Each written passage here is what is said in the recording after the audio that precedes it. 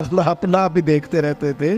घर चाहे ना देखना बुरी बात नहीं, लेकिन सिर्फ अपना आप ही देखते रहना और हर वक्त देखते रहना, खुदा मुझे ऐसी खुदाई ना दे कि अपने सिवा कुछ दिखाई ना दे। ये भी कोई इतना ठीक मसला नहीं। आप गौर फरमाए, क्या अर्ज करना चाहता हूं आपकी खिदमत में मेरे अजीज। एक तो अगर मैं बड़ी समझदारी से और बड़े गौर से और बड़ी तवज्जो से आपको ये बात समझाना चाहता हूं कि अगर हुजूर से प्यार करोगे ना, तो ये जितनी दौलतों की और शोहरतों की मोहब्बत दिल में आती है, ये खुद ब खुद निकल जाएगी, खुद ब खुद निकल जाएगी, आसानी हो जाएगी, जीना आसान हो जाए। दूसरी बात आपकी खिदमत में अर्ज करूं, हम ना ताज़ा दम नहीं रहते, हम परेशान रहते हैं, हम बोर होते हैं, हमारी तबीयतें बाज़ोकात जल्दबाजी करती हैं, हम बाज़ोकात उलझ जाते हैं, करार तलाश करते हैं। उस करार को तलाश करने के लिए फिर बाज़ लोग उल्टी सीधी मूवीज़ देखते हैं। बाज़ लोगों का ख्याल है कि शायद मैं कोई लतीफ़ा सुनूंगा तो मामला ठीक हो, फिर उसका नतीजा भी निकला है लतीफ़े सुनने का। अब लतीफ़े सुनाना भी इतना बड़ा काम हो गया है कि मौलवी है पगड़ी दाढ़ी वाला, लेकिन उसके नाम के नीचे लिखा है फ़नी मौलवी। खुदा के बंदे, ये संजीदा स्टेज है, दीनदार लोगों का करने का काम है, आप क्या कर रहे हैं? मौलवी भी फनी होता है, 6 मानादार है कि हमारा मिजाज था हर चीज शुगल मेला, हर चीज हंसना उलझना। मेरे अजीज, हम चूंकि सुकून चाहते थे, कुछ ने इधर उधर की मूवी देख ली, कुछ ने हंस लिया, कुछ सैर को चले गए, कुछ का ख्याल था खाने खा लेंगे तो सुकून आ जाएगा। याद रखना, इन चीज़ों में सुकून नहीं है, इनमें तो आप उलझते जाएंगे। मजीद तो सुकून कहाँ है, करार कहाँ है? आप कभी सहाबा की जिंदगियां देखें ना, हालात जिस तरह के भी थे ना, उनको जो सुकून मिलता था वो रुखे मुस्तफ़ा से मिलता था। उनकी तबीयत पूरी लग गई थी कि हुजूर अलैहिस्सलाम की जो यादें हैं वो दिल को ताज़ा करती। उनका ख्याल था कि बाहर अगर किसी चीज़ का नाम है तो वो ज़िक्र मुस्तफ़ा है, याद मुस्तफ़ा है और दीदार मुस्तफ़ा है। आला हज़रत मुफ्ती हैं, फतवा देते हैं। आला हज़रत मुफस्सिर कुरान है, कंजुल ईमान बज़ाते खुद एक तफसीर है, तर्जुमा ही तफसीरी है। आला हज़रत मुहद्दिस हैं, वो जब अहादीस मुबारका का हवाला देते हैं तो यूँ लगता है कि जैसे बड़ी गहरी नज़र है इनकी, रावियाने हदीस पर भी, उसूल पर भी, और हाफ़ज़ा भी मजबूत है हिफ्ज़े हदीस के लिहाज। सारी चीज़ें उनके पास थी, लेकिन वो पता क्या कहते थे?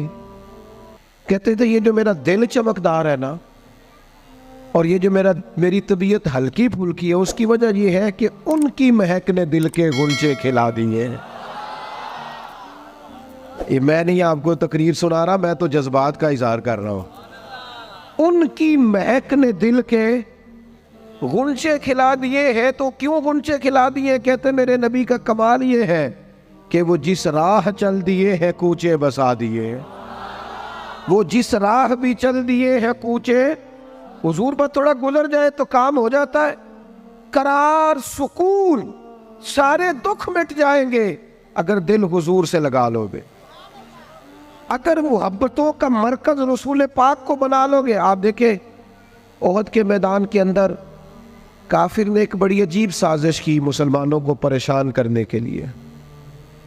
और तक भाई आप लोगों की वजह से अगर इतने लोग तकलीफ में हैं तो आपको समझ जल्दी से बैठ जाए जी, जल्दी से जी, फैसला करने में इतनी देर, अल्लाह आपको सलामत रखे, बैठ जाए जी। अब आप खड़े हैं जनाब, आप भी बैठ जाए, अल्लाह आपको बरकत अता फरमाए। अच्छा, एक बंदा महफिल में खड़ा हो जाता है मोबाइल लेके, अल्लाह उन्हें समझना चाहिए कि बाकी सारे कुल भी है मोबाइल। खुदा के बंदे, आपकी वजह से इतने लोग पीछे अगर परेशान है तो आपको समझना चाहिए उस चीज़ को। अल्लाह ताला आप सबको हंसता और मुस्कुराता रखे। नबी पाक की ज़ात से जब आपकी कामिल वाबस्तगी हो जाएगी ना, तो हुजूर की ज़ाते वाला का प्यार, और प्यार लारों वाला नहीं होना चाहिए, खाली जल से महफिल में और माए का हाथ में आया तो इश्क का दावा तगड़ा, खाली इस तरह नहीं। तन्हाई में भी तू रोए हुजूर की बारगाह। एक महफिल में मैं एक दफ़ा हाजिर था तो एक नात का बच्चा मेरे पास आया, कहने लगा जी मेरी सिफारिश कर दो, मैं भी हजूर दी बारगाह च हाज़री लवानी है। मैं क्या पुत्र तू घर जाके पढ़ लै, उत्थे भी हाज़री लग जाएगी कि 4000 बंदा चाहिए हाज़री लवाने लई। हुजूर की बारगाह में तो जहाँ बैठ के भी पढ़े हाज़री लग जाती है। इसके लिए क्या साज संवर के मजलिस ही फ़कत हो तो हाज़री लगती है? ये भी आला हाज़री है, पर वो तो वल्लाह वो सुन लेंगे और फरियाद को पहुँचेंगे हम। बस इतना तो हो, कोई फरियाद करे दिल से, तू बात तो दिल से कर। आपकी जब कामिल वाबस्तगी हुजूर से हो जाएगी ना, तो ये गुर्बतों का डर, ये परेशानियाँ, ये आजमाइशें, एक जगह रोना नहीं रोया हज़रत बिलाल ने कभी अपनी गरीबी का, एक जगह परेशान नहीं हुए कभी हज़रत सलमान फ़ारसी के मैं परदेसी हूँ, एक जगह भी कभी जनाब सुहैबी रोमी को तकलीफ़ नहीं हुई। क्यों भला? इसलिए कि हुजूर की मोहब्बत ऐसी दवा है जो हर बीमारी से शिफा अता कर देती। ओहद के मैदान में काफिरों ने एक चाल चली थी। उनको पता था कि कौन सी बात मुसलमानों को ज्यादा परेशान कर सकती है। उन्होंने एक अफवाह फैला दी थी कि माज़अल्लाह हुजूर को शहीद कर दिया गया। उसकी वजह से शदीद परेशान हुए सहाबा, और जंग के जो नतायज बरअक्स आए उसकी बड़ी वजह यह अफवाह भी बनी। अब सहाबा बड़े परेशान थे, हुजूर शहीद हो गए। कुछ लोग ना मैदान उहद से जब वापिस आ रहे थे ना, जंग खत्म होने के बाद, एक खातून जा रही थी मैदान जंग की जानिब। औरतें अपने मिजाज के लिहाज से कमज़ोर होती हैं कल्बी तौर पर, और बड़ी खूबसूरत बात लिखी है उलमा ने, कहते हैं औरत के दिल में दर्द ज़्यादा होता है ना, प्यार ज़्यादा होता है, और ये जो वो कमज़ोर वाक़या हुई है इसे ऐब ना समझो। इसीलिए तो अल्लाह ने बच्चे को पालने का ज़िम्मा उसका लगाया है कि वो शफ़क़त ज़्यादा रखती है, मोहब्बत ज़्यादा रखती है, दर्द दिल ज़्यादा रखती। इसलिए जिस दर्द से वो बच्चे को पाल लेती है ना। मेरा बेटा एक दिन घर में कुछ पका हुआ था, उसकी अम्मा कहने लगी खाना खाओ, कहता है मैं नहीं खाना। ओदी अम्मा कहती मैं बड़ा जोर लाया, बड़ी मेहनत की थी, बड़ी गर्मी च पकाया, अज तो यही खाना पैना है। कहने लगा मैं नहीं खाना, मैं आराम से खाना खा रहा हूँ। अब वो माँ बेटा बहस कर रहे हैं। थोड़ी देर गुजर गई तो मैनू कहती तुसी क्यों नहीं बोलते? मैं क्या मैनू पता है किन्ने जितना है, थोड़ी देर बाद खलो जाओ, मैनू पता है किन्ने जितना है। वो बच्चा उठ के अंदर चला गया, कहने लगा मैं नहीं खाता, तुसी खाओ। वो फिर 5 मिनट लगे तो वो पकाना शुरू करता जो बच्चा कह रहे हैं। तो मैं क्या मैंने तो पता है ना नतीजा की है, तो इस बहस में जाने की ज़रूरत है। इसलिए कि माँ औलाद के सामने हमेशा ही हार जाती है।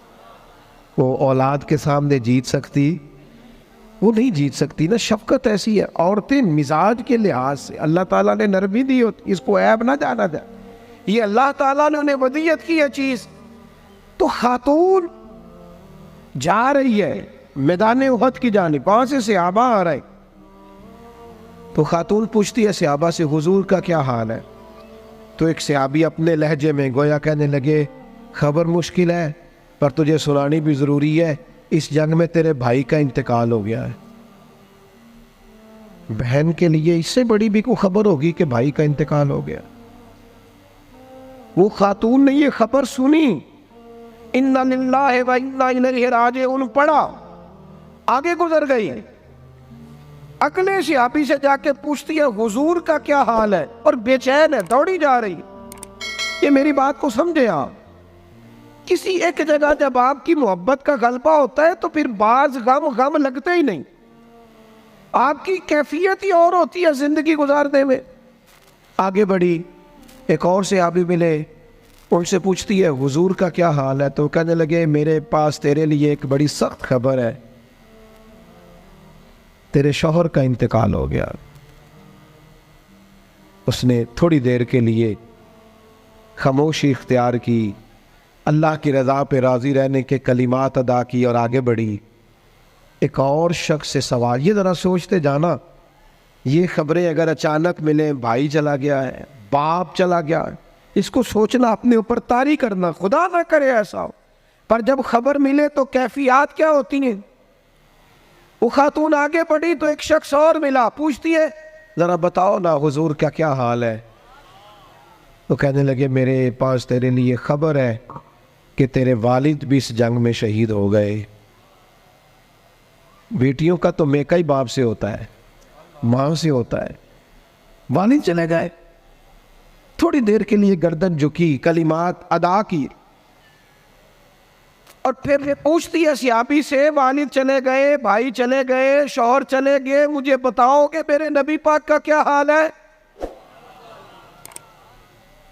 वो सियाबी कहने लगे, अल्हम्दुलिल्लाह मैं ज़ियारत करके आया हूँ, रसूल पाक बिल्कुल ठीक है।